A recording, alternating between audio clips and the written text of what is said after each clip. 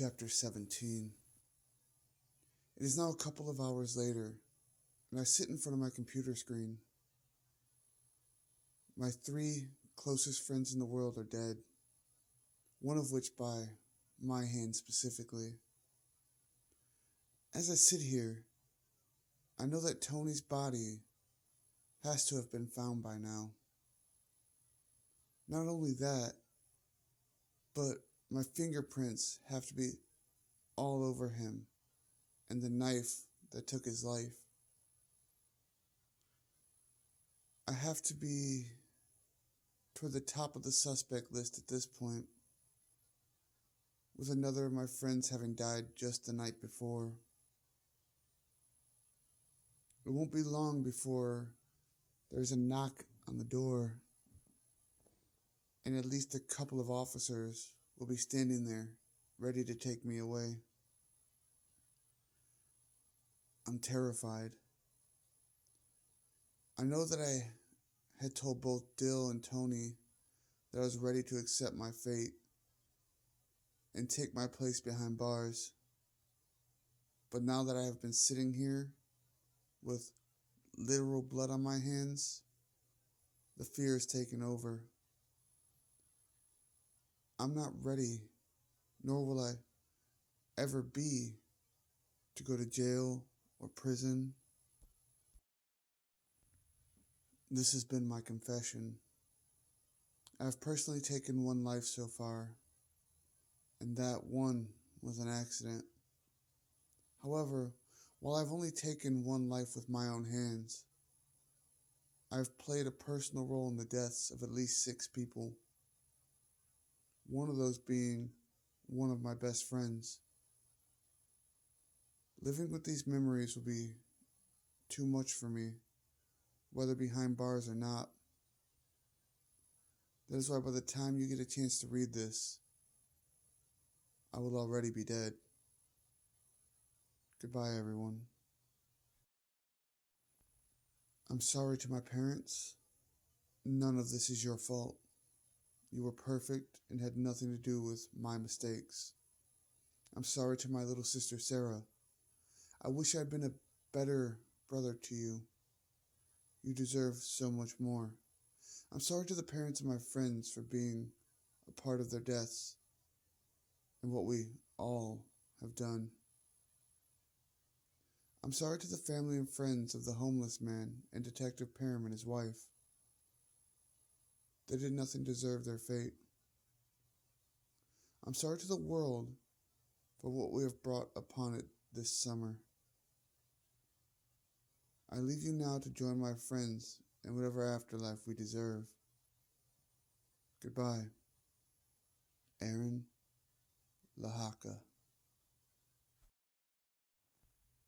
As the last of this is typed, the person behind the keyboard takes a deep breath and looks away from the monitor. After taking a quick look around Aaron's bedroom, he speaks. "What do you think?"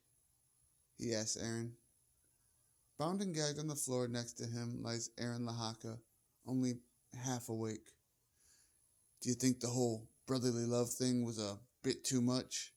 the typer asked, not expecting an answer. "It felt right at the time, but now I'm not so sure." He lets out a little laugh to himself. "I should go into writing after all this. I think it turned out pretty good, don't you?" Aaron twists his body with a quick jerk, trying to loosen himself and get a hand free. Hey. The writer leans down and smacks him on the face a couple of times. "Don't forget your pretty little sister is sleeping in the room next door. Don't make me add another paragraph before I go." He grabs Aaron by the feet and drags him toward the door of Aaron's bedroom, leading to the hallway outside. From there, he pulls Aaron up to his feet and points to the rope hanging over the balcony. Overlooking the downstairs part of the house, shushing Aaron as he does so, he slowly pushes him toward the balcony. Tears roll down Aaron's face as he slowly approaches the end. This thing's a lot harder to tie than you'd think, the writer tells Aaron as he places the noose around his neck. Thank you, by the way, he continued on, for taking out Tony. I honestly didn't think you'd have it in you. You saved me a lot of trouble. He shakes his head a little bit before speaking again. You two really were the best of friends. As he pushes Aaron forward from the balcony. You shouldn't have had a conscience, my friend. Cutting the ropes binding Aaron just before he falls, the rider pushes him out from the railing. The rider watches as Aaron's neck snaps in the force of the sudden stop at the end of the rope, and his body dances about from the force for a couple of seconds before slowly swinging back and forth. I'll grab those bits of rope on my way out, he says to himself, looking at the rope he had cut from Aaron lying on the floor downstairs. Strolling back into Aaron's room, he goes back to the computer. He presses enter on the keyboard and posts his writings to Aaron's social media account. Just as he steps outside the bedroom, he hears a door open up down the hall behind him. John? A young preteen girl asks. Why are you here so early? Oh, Aaron had me stop by, Sarah, John answered.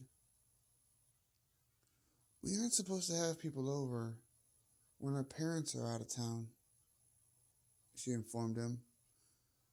I know, John responded. A little fear rises in her as he approaches, and a little smile grows upon his face. Thank you for listening to Confessions of a Reluctant Serial Killer. It's been fun recording, just like it has been my other works. It'll be a while before I have another long-running story, but in the meantime, I will continue doing my word prompt series, so please stick around for that. Subscribe if you're interested. If you know anybody else who's interested, please have them come check out the channel. Also, my Wordpress, which is in the description. Have a wonderful day, and I'll see you next time.